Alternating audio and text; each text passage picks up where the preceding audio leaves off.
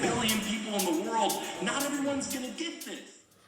Great morning, great afternoon, great evening, wherever this conversation finds you. I am Travis Gray. This is Gray Transforms. We have a wonderful guest today, Dr. Brian Les Lancaster. He is the founding director of Alef Trust, which is a graduate university in the UK with programs focused on consciousness studies, spirituality, and transpersonal psychology. Thank you for joining me for this conversation, Les. How are you today? I'm fine. It's great to be here, Travis.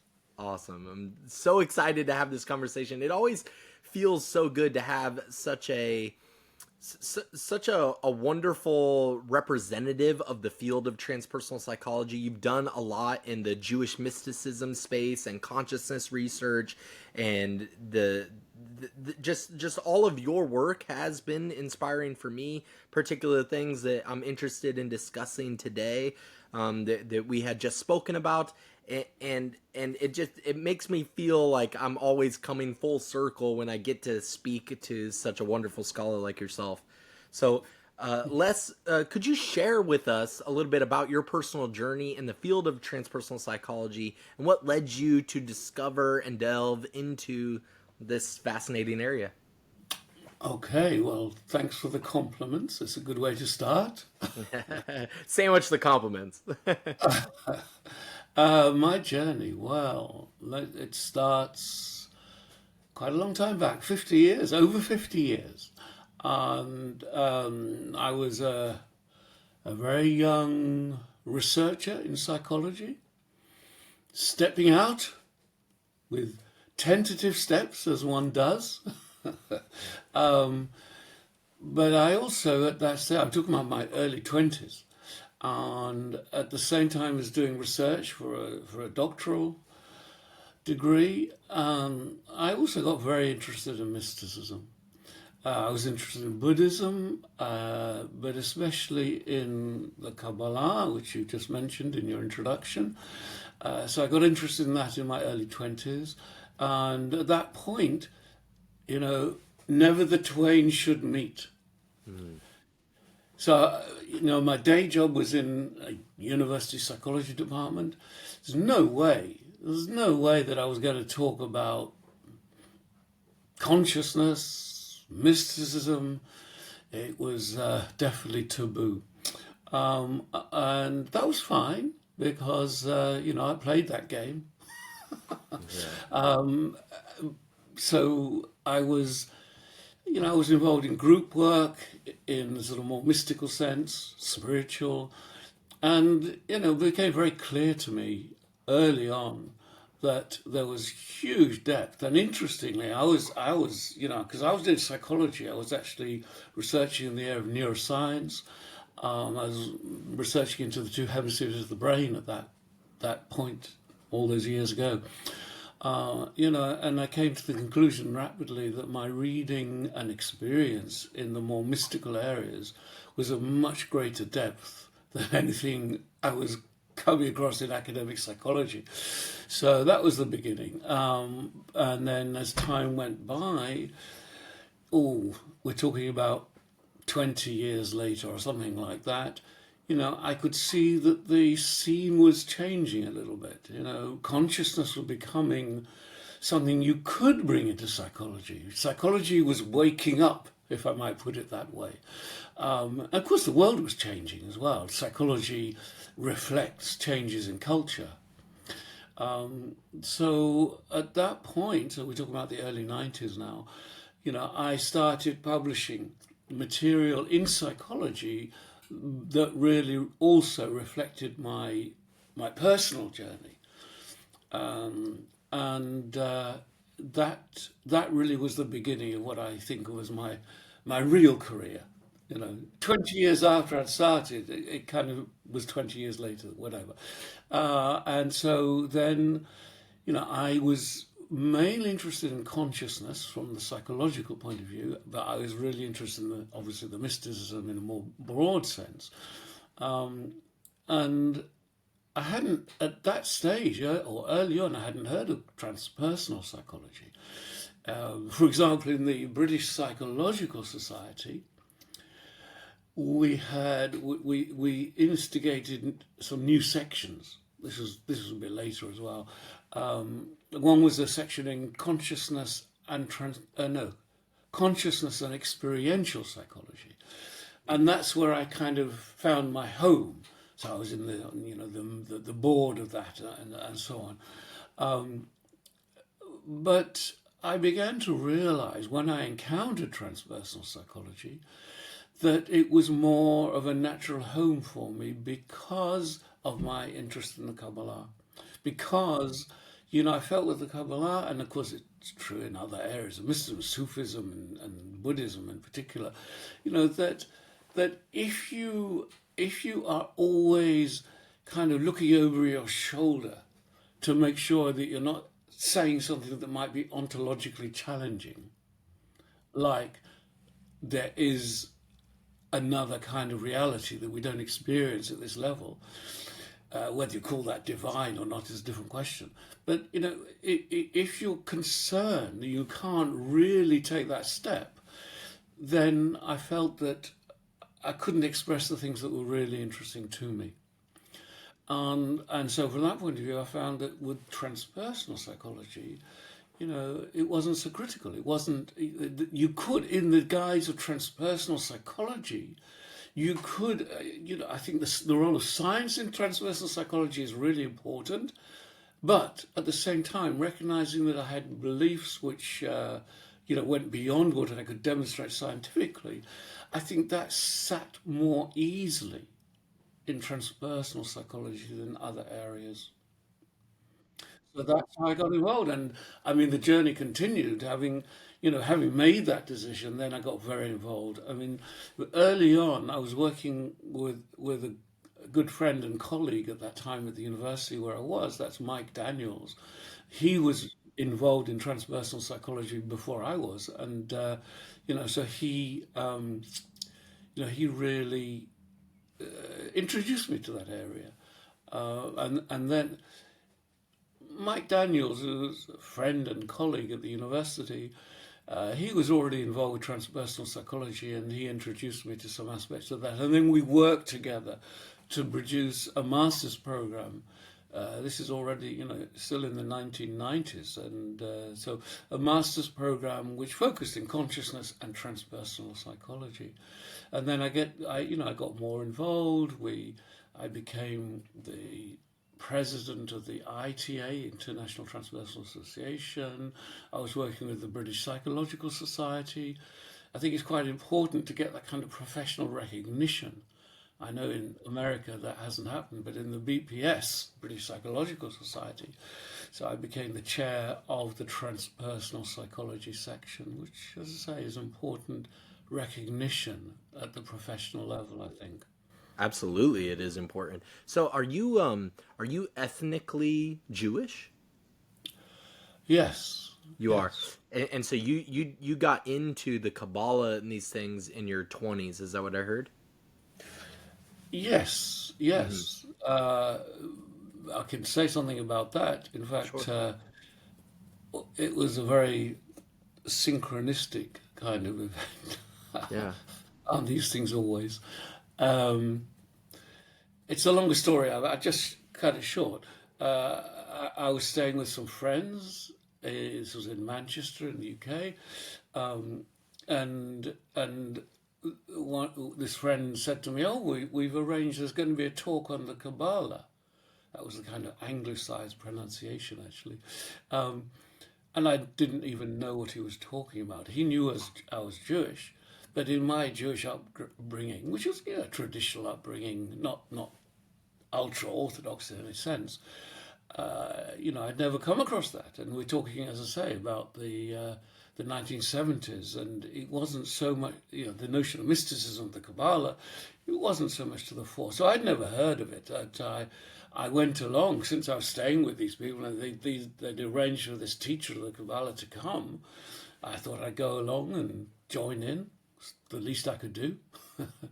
And so I listened to this guy talking about the Kabbalah. I hardly understood anything he was saying, but I was fascinated by him. He was a really interesting individual.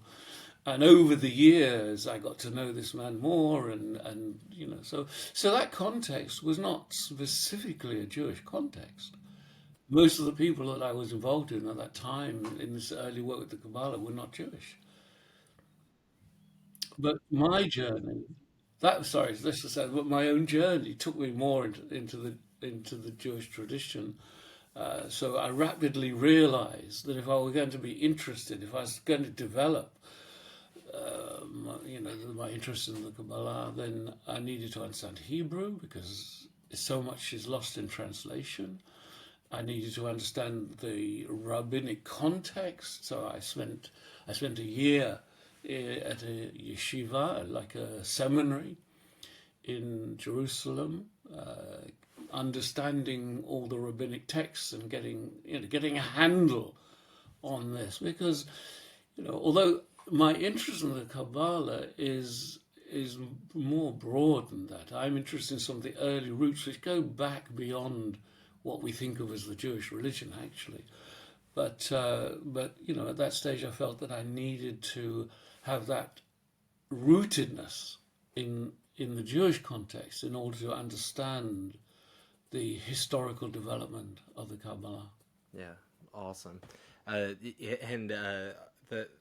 also wanted to point out that it's so interesting how culture can keep us refraining ourselves from actually expressing our interests. You mentioned that in the field of psychology, you were kind of putting some of those esoteric interests behind. You had to keep the clinical psychology instructor mask on, and it's really funny how these things can be taboo in our everyday societal life, and I've definitely experienced that before. I try very intentionally, very consciously to not not not keep the what would seem to be taboo to other people, to not keep that in my back pocket.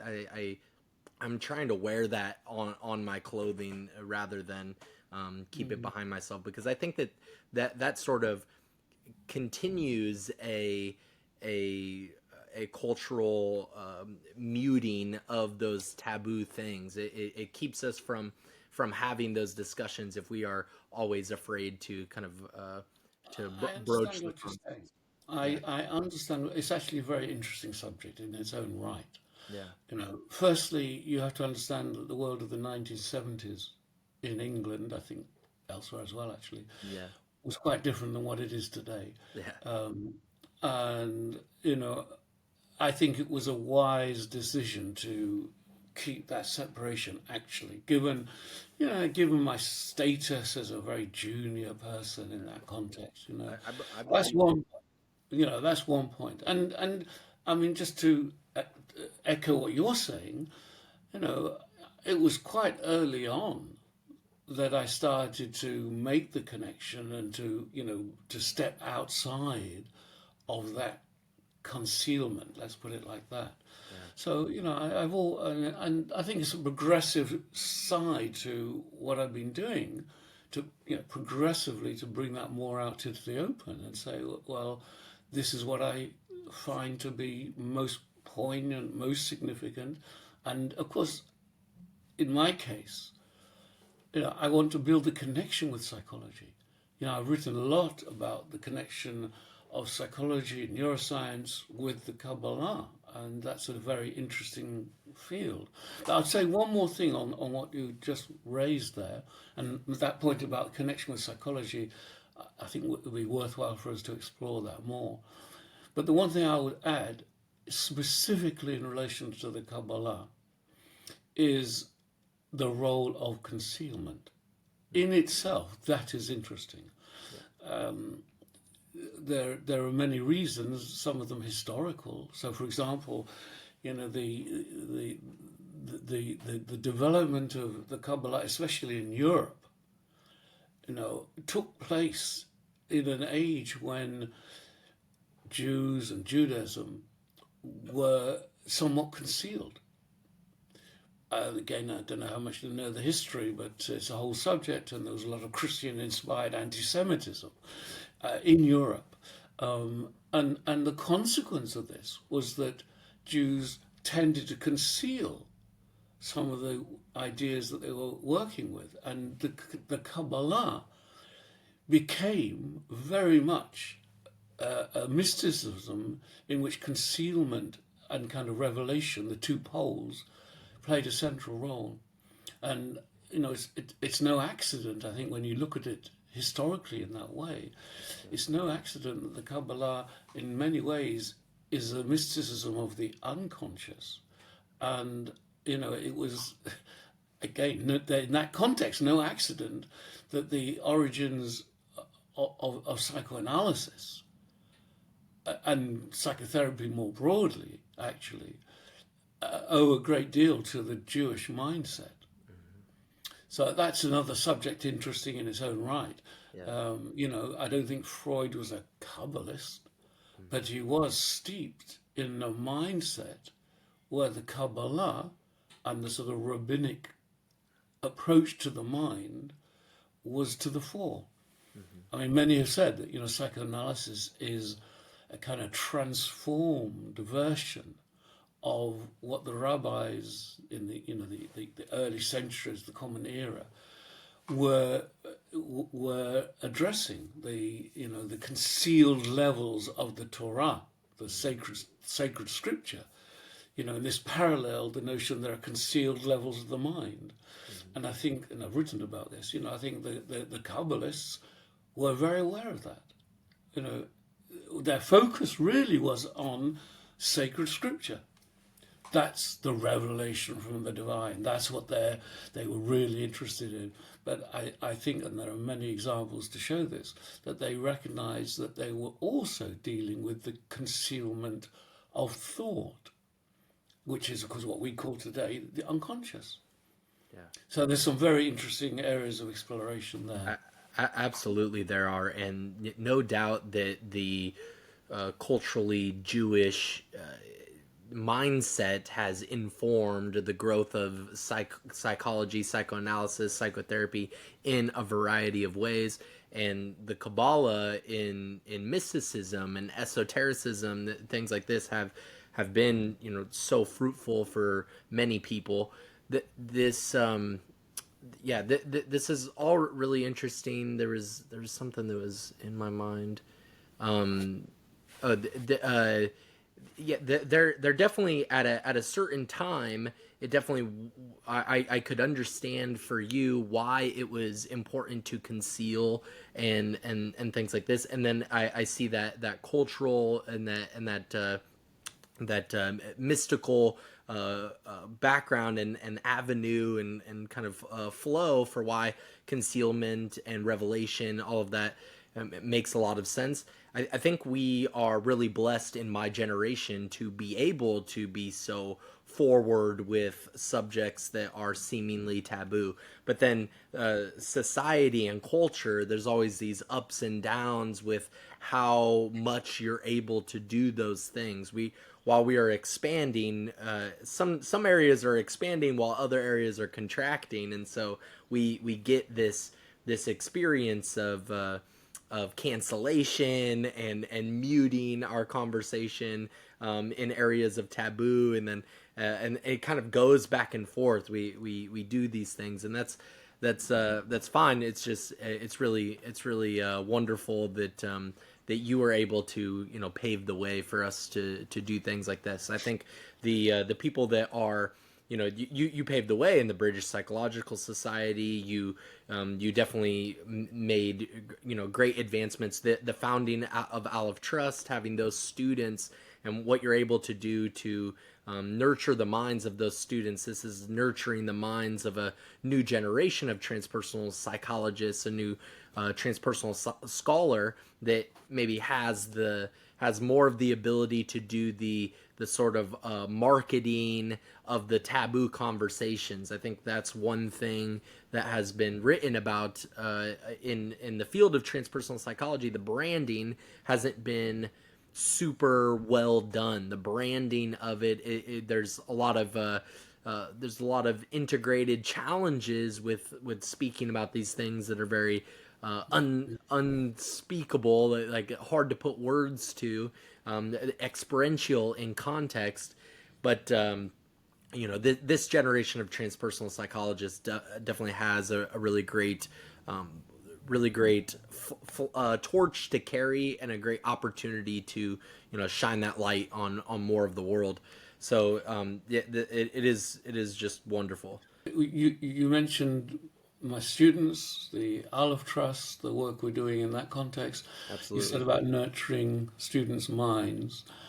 I just wanted to say that I really hope it's more than just the mind. I think that we do take a very holistic view. I think we're trying to nurture being. I would say that.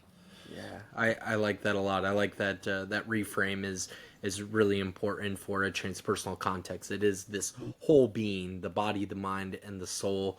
And I think that you are developing really wonderful programs to do just that, to nurture the whole beingness of a human, of a scholar in this field, but also a human in society, a human that is out in the world to do great things. And I have no doubt that I've spoken with some of the students at Alef Trust, had podcast conversations with a couple of them, and I've had Javon Dangley on the podcast. I had Steve Taylor on the podcast. Some of these other really great scholars, and no doubt that the whole beingness of a human, of those scholars, are being nurtured. So. Right. Speaking of Alef Trust, what has it been like for you to be the founding director? I'm also fascinated if you could tell us a little bit about how the logo came about. How long ago did Alef Trust begin? How was the beginning process of founding that? I think Right. So that we've been that journey is interesting for people. okay. We've been going for 11 and a half years now. Awesome. And, when we started, I wasn't sure if it would last 1 year. Yeah, you asked about the journey. Well, I'd been at the university. I was professor of transpersonal psychology. I think I was probably the only person in the UK with that title. But I felt that it was time to take on another challenge.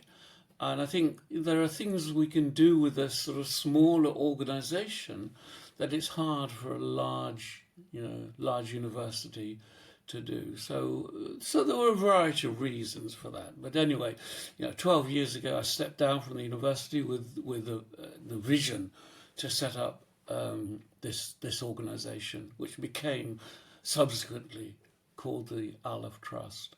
And so the reason for setting it up, and then I'll talk about the name and the logo. I can talk about that as well. I said much earlier in the conversation, I said that we were running a master's program at the university, and we just set that up in an online version.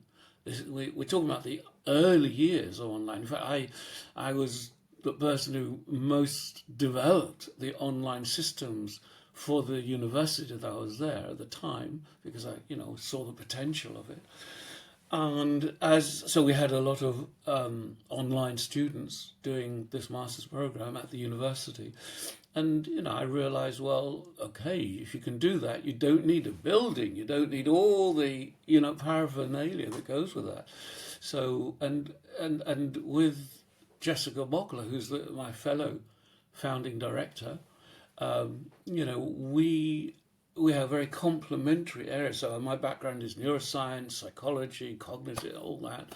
She was a theatre practitioner, and I was very interested in ritual work as well. So there was a kind of complementarity there. We brought those strands together, and that gave us a platform not only for teaching, which is a crucial part of what we do, maybe the main part, not only for teaching, but also for exploring the ways in which we can bring transpersonal values into into the real world, into the professional areas that people are in, and the not only the caring professions but also areas like business, for example. And that has grown because again, in the early years, to talk about conscious business, conscious management, those no one heard of those terms. But now, with the great emphasis on mindfulness and compassionate values and so on, things have really changed. So we were involved in that, in those sort of more applied ways of working with transpersonal values. That's so important to have the practicality of application. So much of this conversation can be very like heady, and it can be just a nourishing of the mind. But in order to nourish that whole person, like you're mentioning, it needs to be in the applied. Yeah, and I say a little bit more that we're running. Well, Jessica heads up a project that we run called Nurturing the Fields of Change, which is a very nice title, I think, as well. And we attracted quite a lot of charitable funding because this is perceived to be an important way to change the world. So Nurturing the Fields of Change is about connecting with projects around the world, not just locally but around the world, where we see that change is needed. Outer change, things like sustainability, but outer change has to be fired from internal change as well. So that's what we're really interested in. So you asked about the logo. Well, the logo is a version of the letter. So the Aleph is a letter. Aleph is the first letter of the Hebrew alphabet, but it has a history that goes way back. So it's what I said before, my interest in the Kabbalah is not just what happened within Judaism. That's very, very interesting. But I think, the age that we're entering now, and we are entering a different age, a new age, I think some of the ideas that were there going back more than 2,000 years are particularly relevant to us. I would say, that we had 2,500 years of what I would call the age of religion. We're moving beyond that now. We're moving, some call it the unitive age. I think of it as a transpersonal age.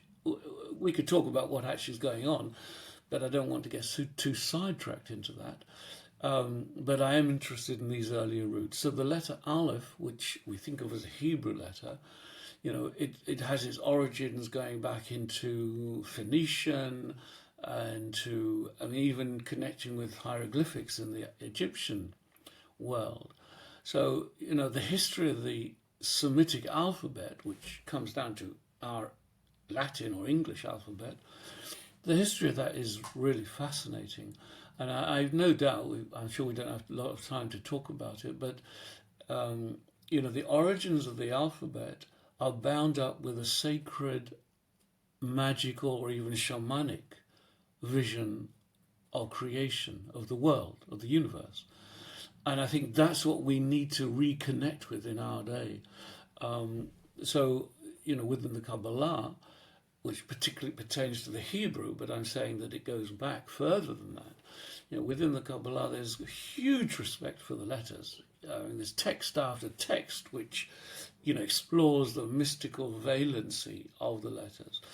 The letter Aleph is the first, so it's, in that sense, it's the beginning of the process of creation. And, and it conveys an interesting paradox, because the meaning of the letter and the word Aleph has the meaning of an ox. And again, if you look at the history of the letters, you'll see that originally it was a pictograph. It was a pictorial representation of the horns of an ox. So why an ox? Well, an ox because this encapsulates the raw energy of creation, the raw energy of the animal, and then that's harnessed. So the ox becomes harnessed. So that raw energy, which we have to experience, sometimes in that rawness, we also need to channel, harness. So that's one aspect of the letter, why it's there at the beginning. But in the Hebrew, there's this paradoxical second aspect, which is that it's a silent letter, which is unusual. I mean, you don't normally have letters in an alphabet that have no sound, but that is the case in the Hebrew. Now, clearly, that's deeply symbolic. The beginning is nothingness. The beginning is silence. So you've got this, this wonderful paradox between silence and the sort of the ultimate energy that makes everything happen.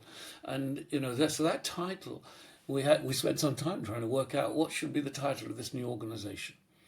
Yeah, we had, I don't know, Transpersonal College of Spiritual whatever, Psychology. And none of the titles really worked. It's like you said it before about transpersonal. People have all kinds of different understandings of that term, and it can be counterproductive. It's another subject we can talk about if you want, but let's just skirt over that now. So in the end, when we were trying to brainstorm about the title, we felt that this letter, because of its connections that I just explored, and the idea that it's at the core of a mystical view of things, that just captured what we were trying to say. So that's the name of the organization. I mean, trust. Well, we trust the Alef. Alef Trust. You have to trust something, and that sense of the nothingness, the emptiness, the silence, and the raw energy of creation. That's what I trust.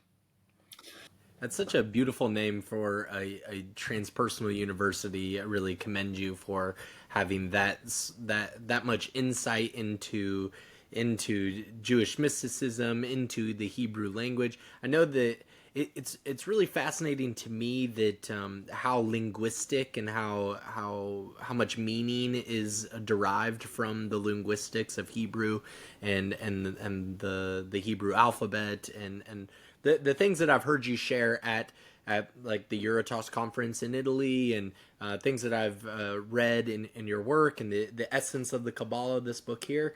It's all really fascinating to me. I think that the Hebrew language is such an old, it's a lot older than the English language. It reminds me of also Hebrew. It reminds me of the same raw essence of communication that Amharic has. Amharic is a very old language as well, in a similar region of the world even.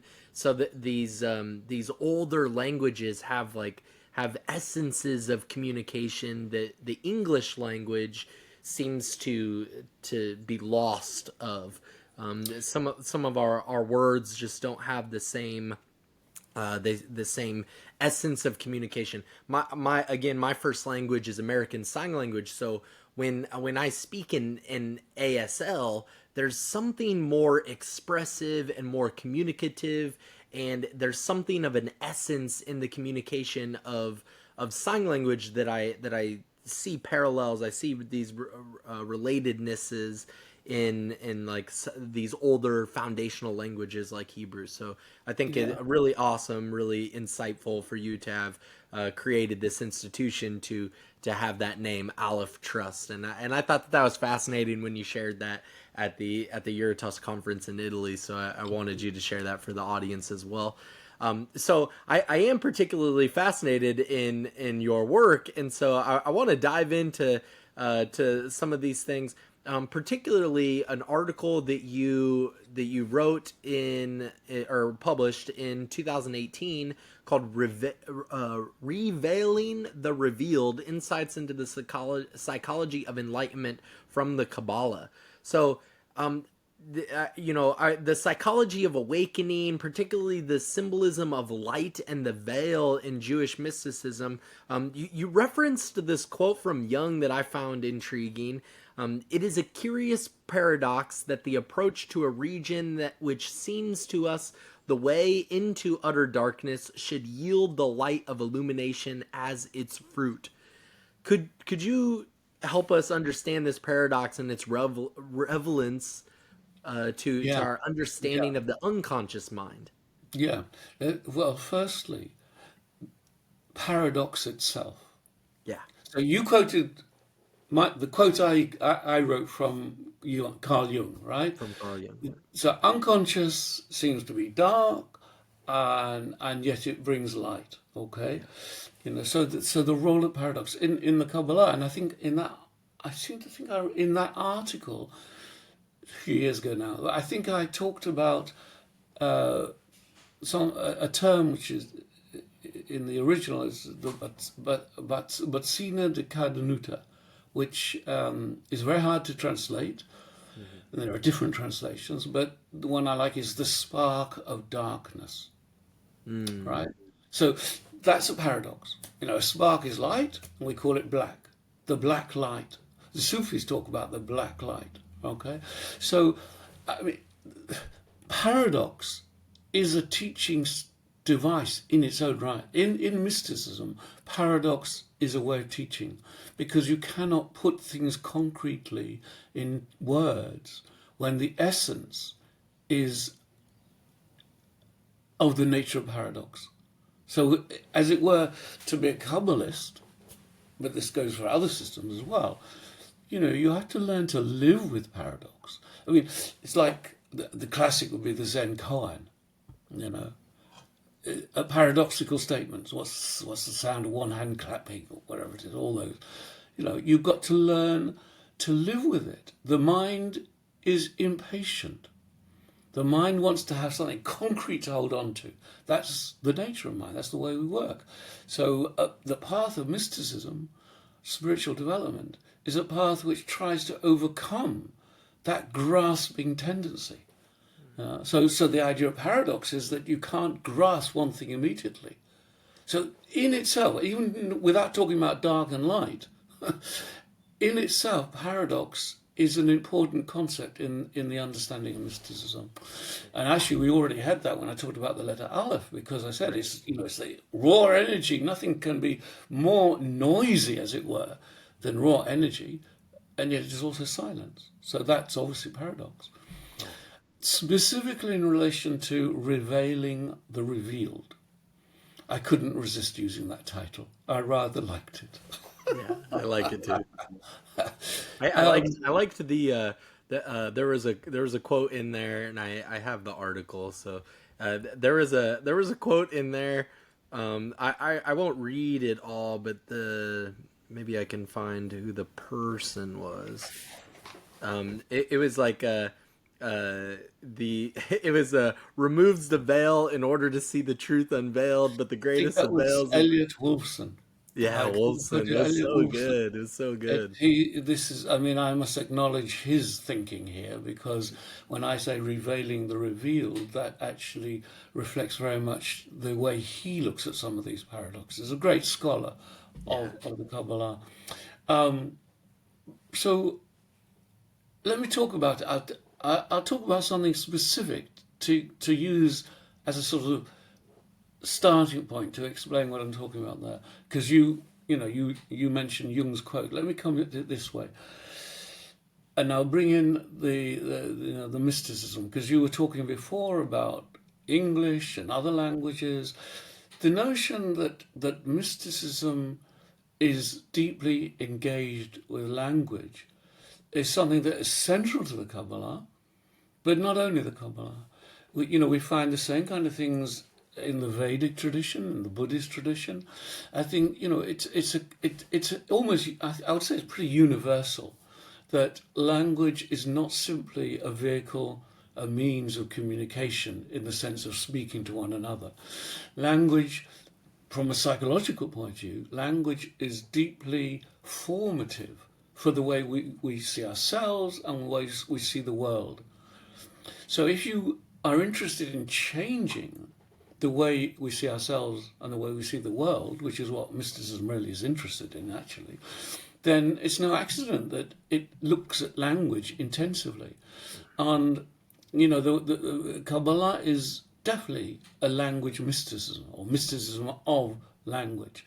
And the one example of that is, as I said, the letters. So one of the earliest works of Jewish mysticism is called the Sefer Yetzirah, which means book of formation or creation. That book looks at all the Hebrew letters and tries to understand or convey the sort of inner teaching that they're getting at. And the work makes a classification of the letters.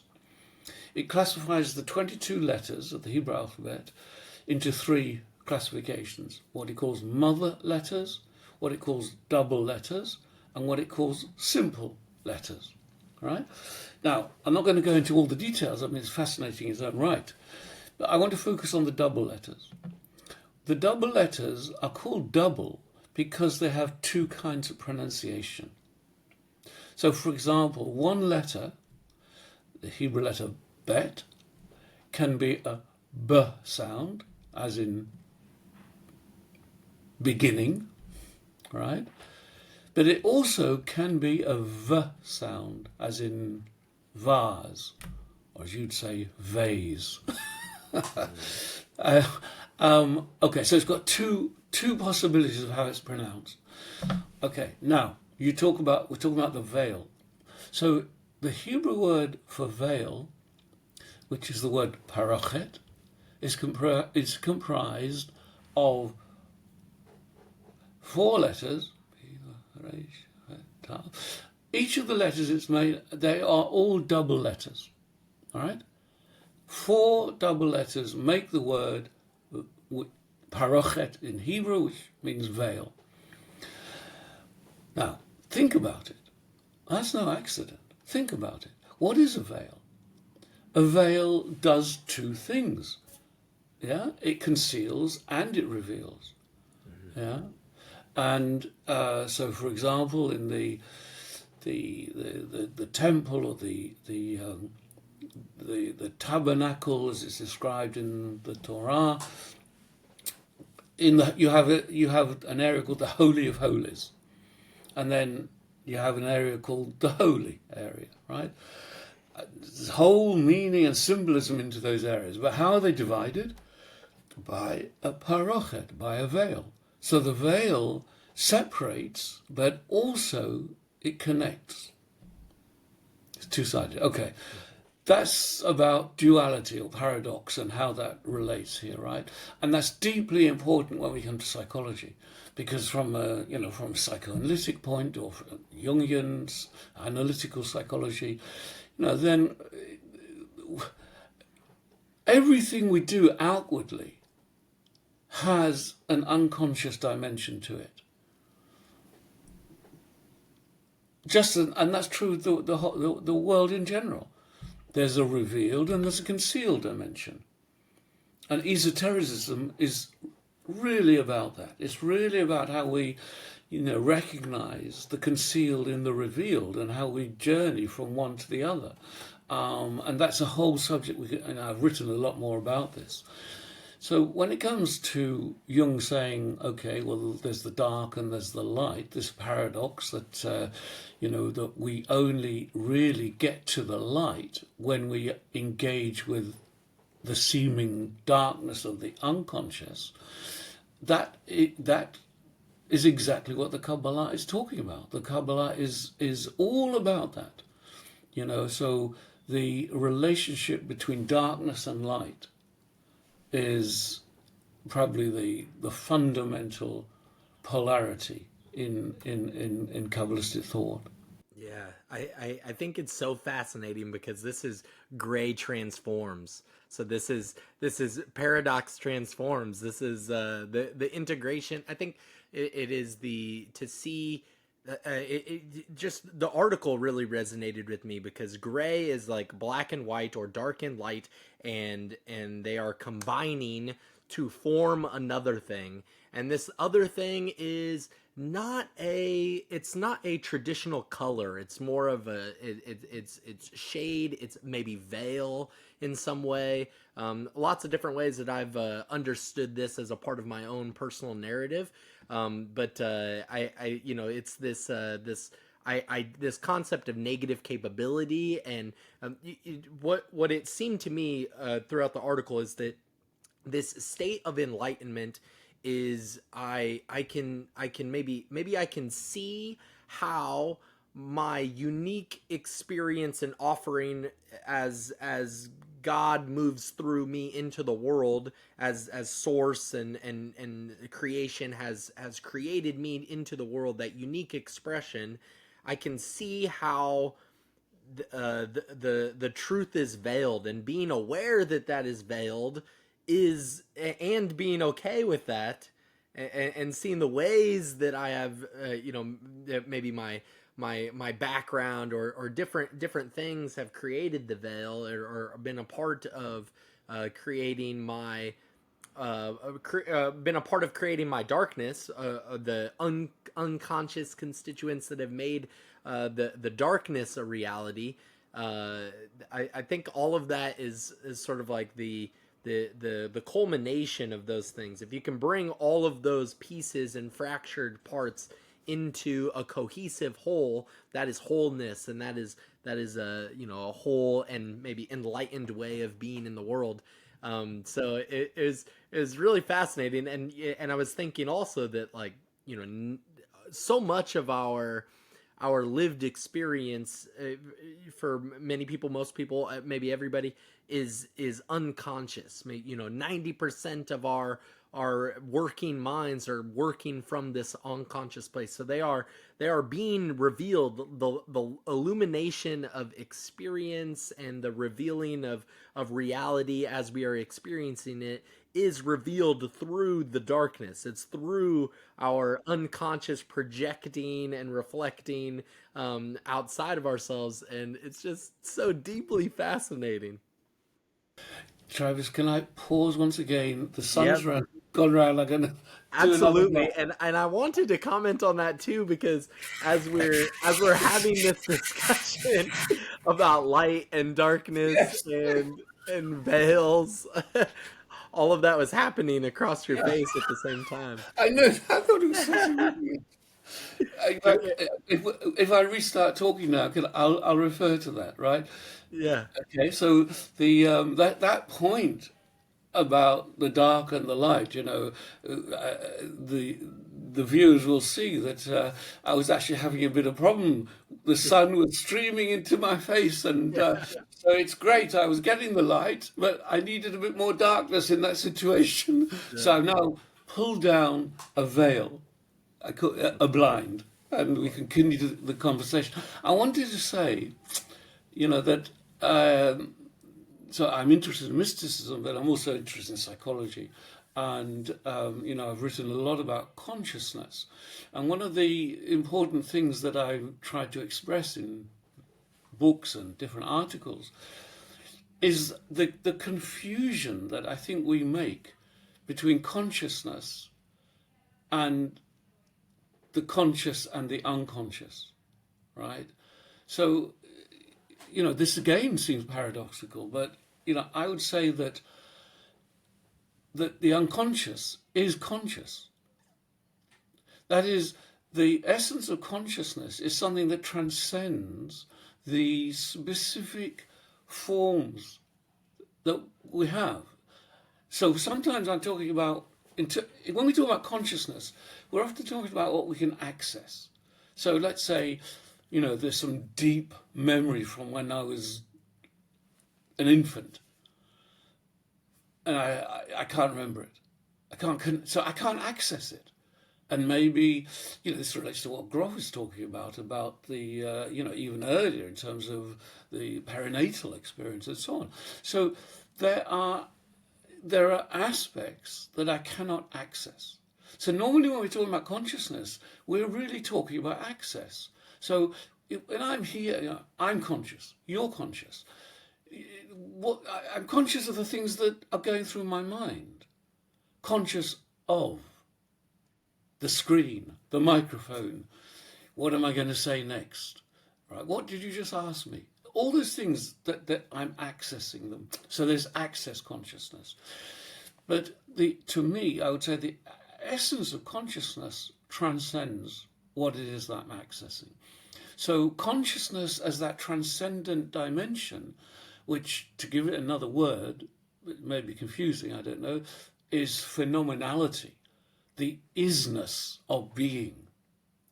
That is of the nature of the mind itself. So the unconscious is conscious in that higher sense. It's just that I'm not conscious in my mundane state of what is going on in the unconscious, but it's still conscious. And I think the term unconscious in some ways is unfortunate. It's unfortunate that we call it un, because I don't think it is un.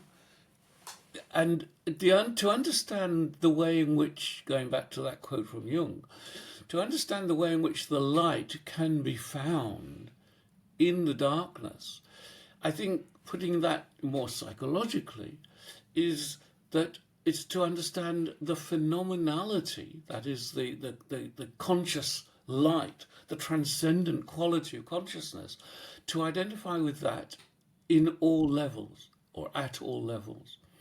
So I think that the Kabbalah, to come back to the Kabbalah, and I think it's true of other traditions as well, they are very much about teaching people the ways to engage with the unconscious, putting it in modern languages. But when we call it unconscious, we're doing ourselves a disservice, because we're kind of but the very name un, the very prefix un, kind of starts to close our mind to it. But that's the opposite of what we want. We want to open our minds to it. Well, I mean, it is our mind anyway. So here's another paradox. We have this term, unconscious. I don't think we can change it. I mean, it's the term that we all use, so that's fine. It goes back to the way we use language. But paradoxically, it's not actually helping us to understand what our potential is. Yeah. I've thought about the ways that we, our word choices a lot, and would you think that it is more effective to use the word subconscious rather than unconscious? It's very interesting. Of course, another term is superconscious. So Assagioli talks about that, right? Mm-hmm.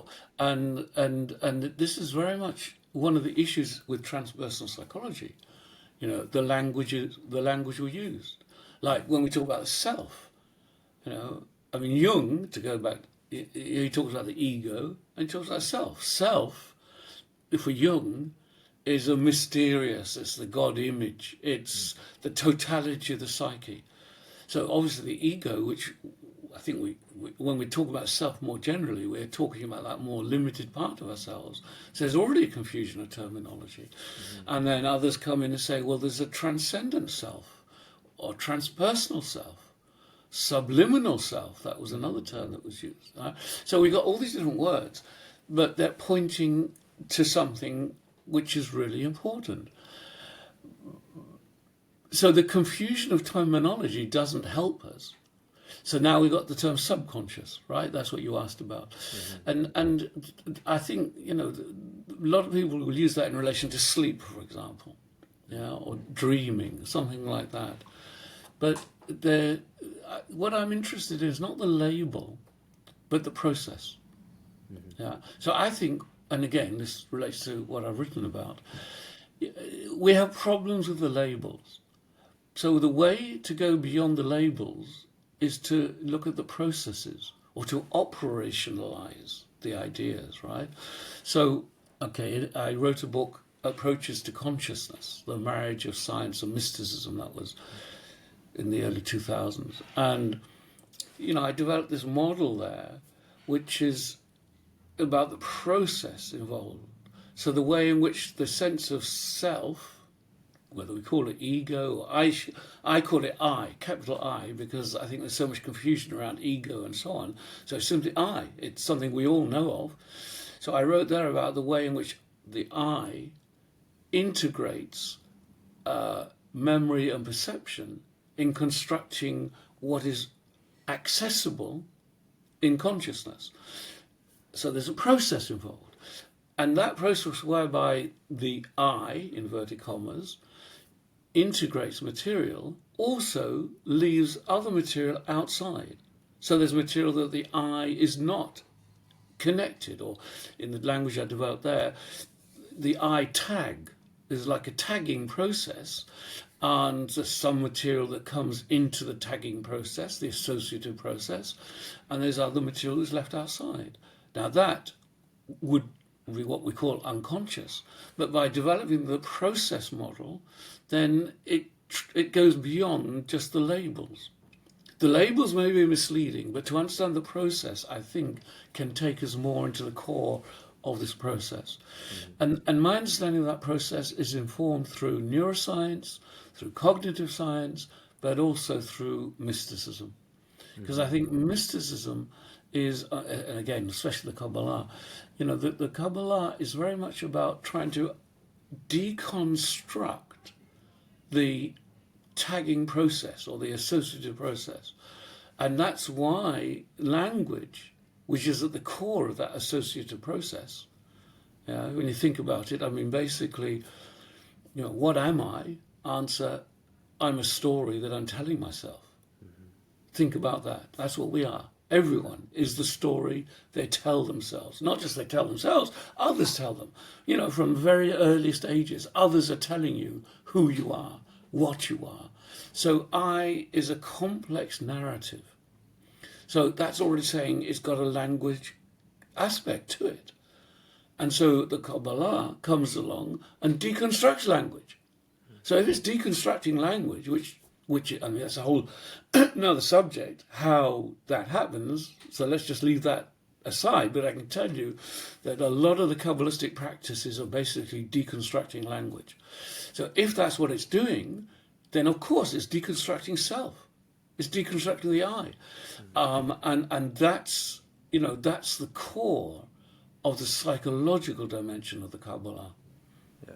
I like that idea that it's that the language is deconstructing the I to make this operationalizable is really important. Make it practical. Make it active, experiential. And participate in it. Make it participatory. These things is very interesting. I think that the, part of the paradox is we're living right now in a time of so many labels and additional social constructive labels. I think that there are some hindrances in all of that labeling, and I think clearly these different spiritual traditions are seen, and as you're saying, the process of enlightening is the deconstructing of the false self-narrative, the false I narrative, to be broken down. I think that also paradoxically, good language choice, good word choices are directing us in effective directions. Like they're directing us effectively, and so it's while subconscious maybe is a little bit more dream related in the ways that it's been used, or unconscious a little bit more Jungian or other ways. It's still like, which word is going to be the most effective way for us to direct our attentions and pointings to things that are not, the reason a table is a table is because that word is very functional in directing us to that same construction in all of our minds, the same maybe symbol or archetype, or the same object. We all think of the same object when we have that common language. So it's really important academically, and as you were speaking about us transitioning into maybe a transpersonal spirituality, or as in culture, as spirituality and thought around spirit and I just as I'm saying that, I'm wondering if spirit is not even not even a good word, possibly, because then it still holds on to these religious connotations that are potentially limiting for the growth aspects of what we are maybe transitioning into. But it is paradoxical, like the deconstruction of things is really important. The deconstruction of the false self narrative, the I, that's really important. And as we are academics and intellectuals in this space, we use language a lot, and we are using language. I really attempt to use language as effectively as possible, as we all do. And so, having the best word choices is really important in pointing us in the right directions when we are operationalizing this experience, or this growth, this transformation from one to another. It's really important. Well, a very interesting area is etymology. Yeah, I love How do words etymology. develop? And so you gave, I don't know, the example of the word table. We all know what a table is. But how do we share the commonality in our experience? So when we come to sacred languages, so the Hebrew is an example of a sacred language, but there are others, Sanskrit, for example. What you find there is an extra dimension from the point of view of just the actual structure of the word is intrinsically trying to convey what that is. Or, and this again comes back to the practice of the Kabbalah, Kabbalistic practices. I don't know, I'll give an example. The Hebrew word for I, not I, but capital I, is ani, right? You change the letters around, and that word is, to transliterate it into English, is A-N-I, okay? Ani, meaning I. Change the letters around to A-I-N, which in Hebrew is Ain, and that means nothing. That's the word meaning nothing, nothingness. So, okay, and now the Kabbalists made a lot of this. Of course, you can see it already. The word for I, change it around, is nothing. Yeah, deeply insightful. Yeah. So that's that. Playing with the language in that way is adding an extra dimension to how we psychologize the language, in a sense. Yeah. And there are many examples. The word for earth is Adama, right? Now that includes the word Adam. And Adam means Adam, or humankind, the relationship between the human and the earth. It's a very interesting concept. And in our day, we're developing much more in the way of, a sort of sense of the spirituality of being connecting with earth. It's another subject, but it's just an example to say, well, how does the etymology work? And I think there's a mystical etymology is at the core of the Kabbalistic mysticism. Yeah, it's so wonderful, so beautiful. It makes my heart so happy. This conversation makes me feel so good. It's awesome. I'm sure that us as transpersonal psychologists, we could just go back and forth and deeply, we could just do this forever. But I want to also leave us time and room to speak about the upcoming conference. There we go. What a time for that. Yeah, I guess that worked out nice. What? Did you press a button or something? No, I didn't press a button. That's a part of those gestures. I mentioned that these gesture things might happen, and when I did one of these motions, it's well. I must say, I don't know whether we'll have fireworks at the conference, But perhaps metaphorically, we'll have fireworks at the Absolutely. conference. I mean, just like this conversation gives me some fireworks in my heart, I know the conference gives us all fireworks in our heart too. So, EUROTAS 2024 with Alef Trust. There is there's a European Transpersonal Psychology Conference, international conference happening in Oxford. Can you tell us a little bit more about that? Yes, of course. Let me give you the title of the conference. It's called Creative Bridges. And then the subtitle is Embodied Consciousness, Psyche and Soul in Research and Practice. And I think, that title expresses where I'm coming from. I hope it expresses a lot from, where other people are coming from as well. Consciousness is not something floating around in hyperspace or wherever. It's embodied, and that's an important point. Psyche, we know what psyche is, but you can't really engage with some of the most important issues in our day without recognizing that spiritual dimension. So the word soul is in there. We could spend 2 hours talking about the meaning of the word soul, but let's just leave that for the moment. But the main title, Creative Bridges. So I think I've been a bridge builder all my life, in one way or another. I think that transpersonal psychology really depends on bridges. I mean, we bridge, the scientific and the spiritual, okay? And I think it's very important. I think we're at a bit of a turning point as far as transpersonal psychology is concerned. We're at a turning point as far as the world as a whole is concerned, actually, but leave that for the moment. Transpersonal psychology, I don't know if it's going to continue in its current guise.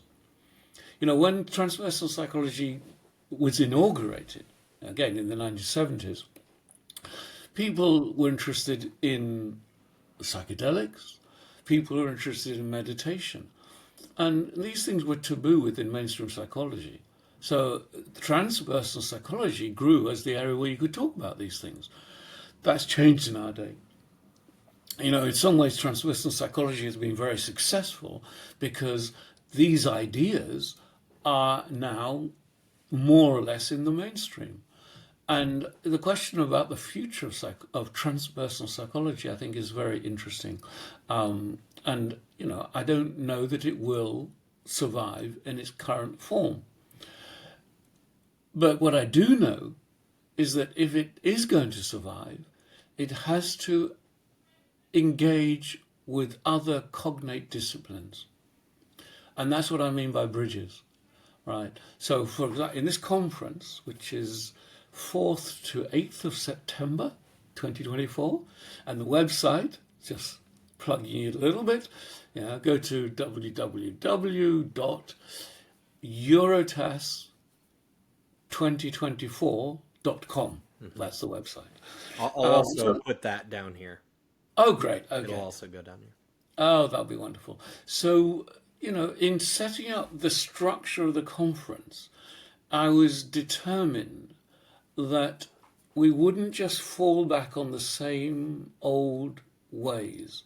My experience of transpersonal gatherings and conferences is that we do tend to rely on well-established individuals, ideas.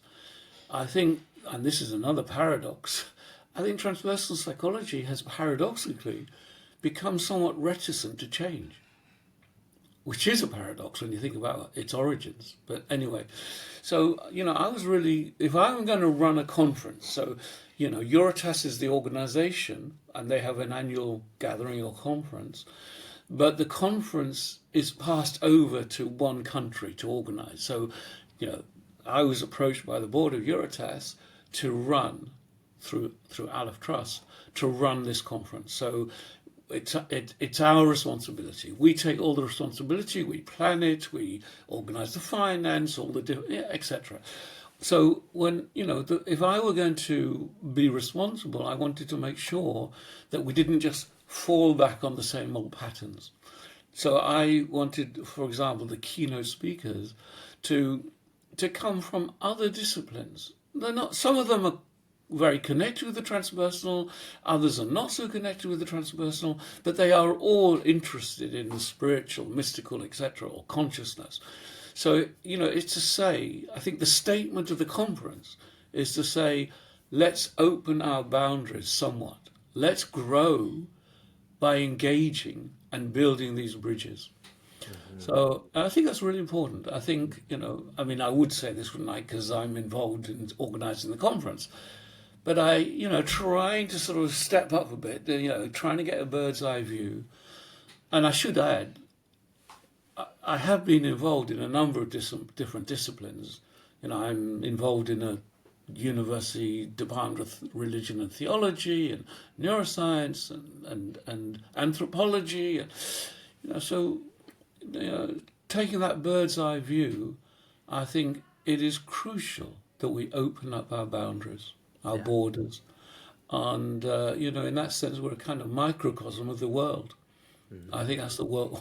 The world needs that. The world needs that. When we were talking before about the role of language and narrative, think about the world at the moment. There's a lot of war, a lot of real crises in our world. And when you think about it, these are wars, these are crises of narrative. You think about Russia and Ukraine, think about Israel and Palestinians, right? It's all about the narratives. It's another subject. I'm not going to go deeply into that now. We could talk about it a lot if you wanted, but that's what is causing the wars. And we are living in a transitional age in many kinds of ways. I think religiously, spiritually, mystically, and transitional ages. We've had them in the past, right? That maybe we didn't get things quite right, and they are very much about narrative. So I think that's very important. So coming back to the conference, it's we'll have a whole range of workshops and the kind of things that you expect in a transpersonal psychology conference. Hands-on, engaging, participatory, a lot of fun as well. But at the core is this idea of saying, well, it's time to move forward. And that's why I was very keen that we'd have the conference at Oxford. And the truth is, we pay a price for that, because Oxford is an expensive city.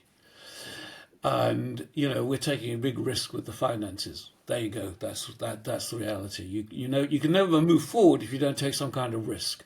Yeah. Oxford is a very special city. It's not just academic, right? Obviously we know about the university and all the discoveries and academic stuff, and so, but Oxford is also about Tolkien. It's also about C.S. Lewis, Narnia. It's also about Philip Pullman, if you know his work. Harry Potter. Is Harry Potter as well. In fact, the accommodation with the conference is in one of the oldest colleges. It's called New College. There's another paradox. Yeah. It's called New College because when it was built, it was new, but it was built, I think, in the 13th century or 14th century. So it's a beautiful college. There are scenes in the Harry Potter movies that were filmed in the cloisters of that college. So if you're going to come to the conference, if only to see the cloisters of Harry Potter. Yeah, But that's the point. It's not just academic. It's about people who have these visionary sense, through fiction, of what is possible, what is real. Of course, fictional works aren't real, but in many ways, Alice in Wonderland is another one, also written in Oxford, right? These different worlds that authors create, they tell us quite a bit about reality, actually, even though they're just fictional. Yeah. So Oxford is at the core of a spiritual and kind of academic renewal.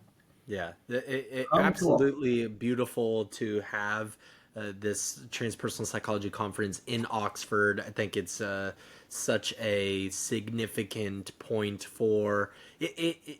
Everything seems so synchronistic and aligned. I really, when I first heard that the title of the conference was Creative Bridges, that was such a, and the consciousness, psyche, and soul, that all really resonates so deeply with me. My understanding of transpersonal psychology, my understanding of human flourishing and wholeness, and personal narrative as Travis, like Travis is like travel and traverse, and it's the travel tax that you pay to cross the bridge. It's the toll that you pay to cross the bridge. Absolutely, beautiful idea.